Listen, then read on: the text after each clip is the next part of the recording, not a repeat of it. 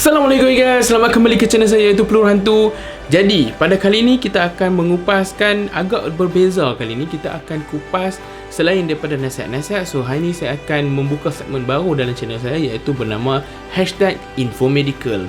Jadi, apa yang #infomedical ni akan ulaskan? So, saya akan kebanyakannya akan ulas banyak kepada bahagian-bahagian yang medical yang dapat membantu pada orang awam supaya dia orang dapat tahu info-info medical semasa ataupun apa-apa mengenai info-info yang boleh membantulah.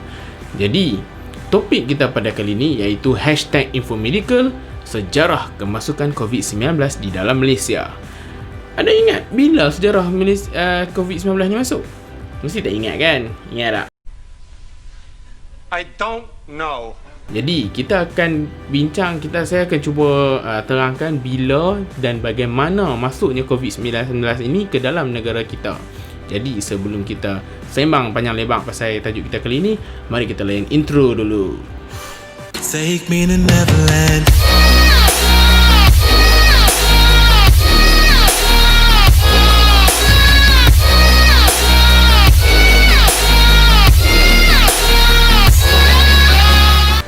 Okey, jadi sebelum kita kupas lebih lanjut dalam sejarah kemasukan COVID-19 di dalam Malaysia, kita akan cuba untuk fahami ringkasan bagaimana berlakunya penyakit COVID-19 ini. Nice. Pada akhir Disember 2019, pihak kesihatan awam di China telah melaporkan beberapa kes sindrom pernafasan akut di bandar Wuhan, wilayah Hubei di China. Pada waktu itu, mereka mengatakan kejadian itu disebabkan oleh virus yang tidak diketahui. Jadi bagaimana ia berlaku? Ada setengah mengatakan ia datang daripada kelawar, ada setengah dia mengatakan datang daripada pusat kajian di Wuhan itu sendiri, iaitu kebocoran virus tu di tempat kajian tersebut. Jadi macam mana ia berlaku, saya tak berani menyentuh lebih dalam bab ni. Anda boleh cari sendiri bab tu untuk lebih lanjut. Kita bukan nak bincang pasal macam mana berlakunya COVID ni. Kita nak bincang sejarah bagaimana dan bila dia masuk ke dalam Malaysia. Yeah, boy. Gelombang pertama berlaku di Malaysia iaitu pada 25 Januari 2020. Kemasukan virus ni ke dalam Malaysia ialah melalui 3 warga negara China, iaitu seorang nenek dan 2 orang cucunya yang berbalik daripada Singapura, iaitu seorang cucunya yang berumur 2 tahun dan seorang lagi cucu berumur 11 tahun. Nampak? Sebab tu saya kata tak lama dah lagi kita nak celebrate birthday COVID ni.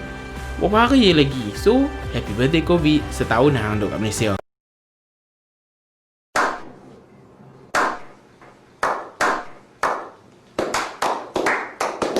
Kemudiannya, pada 4 Februari 2020, Malaysia telah melaporkan kes tempatan yang pertama yang melibatkan warga negara kita sendiri, iaitu mempunyai sejarah perjalanan ke Singapura untuk menghadiri business meetingnya di sana. Jadi, business meeting dihadiri pula oleh ahli niaga yang datang dari China. Penyebaran tempatan yang pertama di Malaysia dilaporkan setelah 2 hari berikutnya, iaitu kes yang kontak rapat dengan kes pertama tempatan kita tadi setelah dia diuji dan positif dalam COVID-19.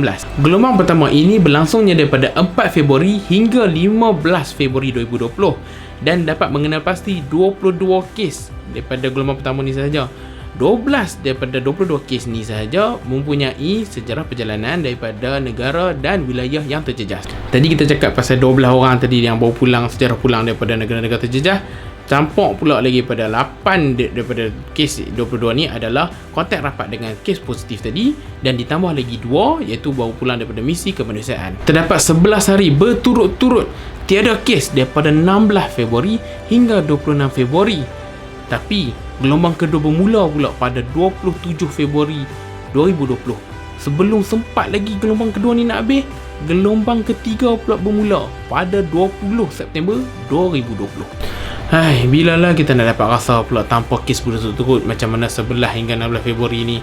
Rindu rasanya nak nampak kosong angka kes tempatan naik kan.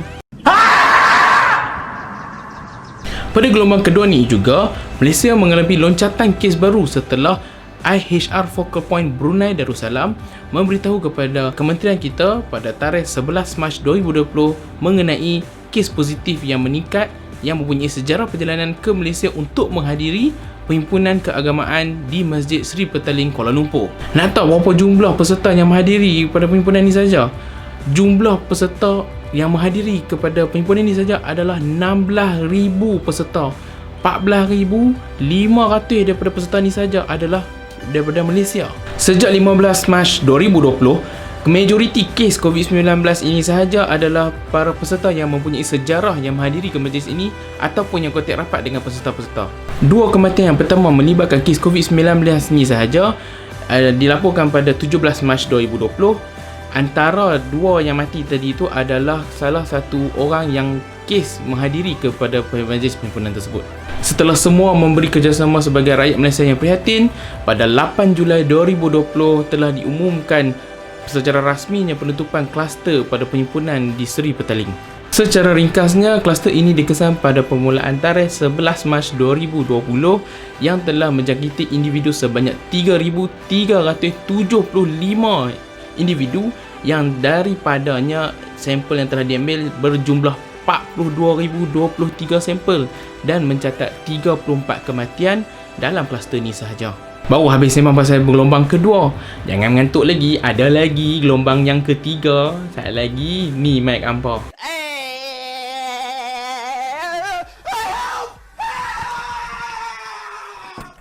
Di antara permulaan gelombang ketiga tadi, pilihan raya Sabah 2020 telah pun berlangsung pada 26 September 2020 apabila majlis sebelumnya itu telah dibubarkan pada 30 Julai 2020. Pengembaliannya daripada pengundi-pengundi dan juga ahli politik daripada Sabah ke negeri masing-masing telah meningkatkan kemasukan kes COVID yang ketara di negara kita ini. Selepas berminggu-minggu kita telah mencatat hanya sekadar 1 dan 2 digit, selepas daripada undi ini berlaku, Malaysia telah mencatat 3 digit setiap hari selepas daripada peristiwa ini.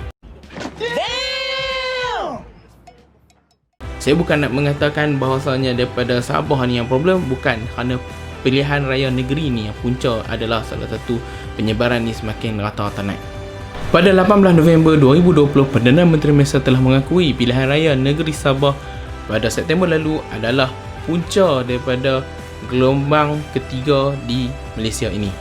Bercakap secara langsung melalui televisyen dan juga media sosial, beliau telah memberi data kumulatif pada kes di Sabah pada waktu itu iaitu 12 September 2020 dengan adanya 808 kes pada hari penambaan calon sahaja.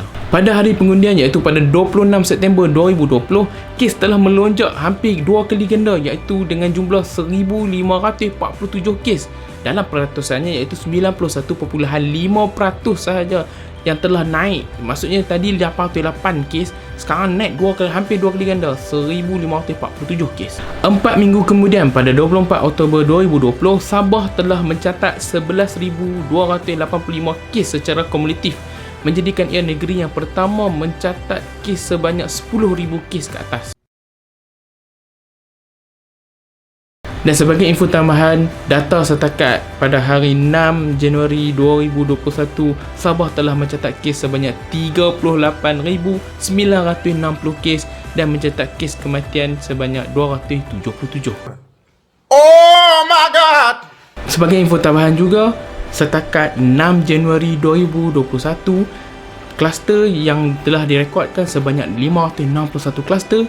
Dan daripada 561 kluster ini juga 48.3% sahaja penyumbang terbesarnya adalah di kawasan kerja. Contoh-contoh yang kawasan kerja yang menyumbang besar kepada kluster-kluster ini iaitu daripada sektor pembinaan dan juga sektor perindustrian. Tapi di antara semua 561 kluster itu, bukan semua kluster aktif 252 kluster sahaja yang tinggal dan bakinya lagi iaitu 309 kluster telah pun diisytihar tamat. Jadi jangan rasa selamat sangat walaupun dah banyak diisytiharkan tamat, kluster masih banyak 252. Tolonglah mengamalkan norma baru. Jadi itu sahajalah sedikit sebanyak mengenai sejarah kemasukan COVID di negara kita. Jadi jangan lupa birthday COVID 25 Januari 2020. So sambutlah dengan seronok iaitu dengan PKP. Bagi yang mana tak reti nak ikut sangat peraturan norma baru itu, inilah puncanya kita PKP dan juga kes semakin melonjak naik.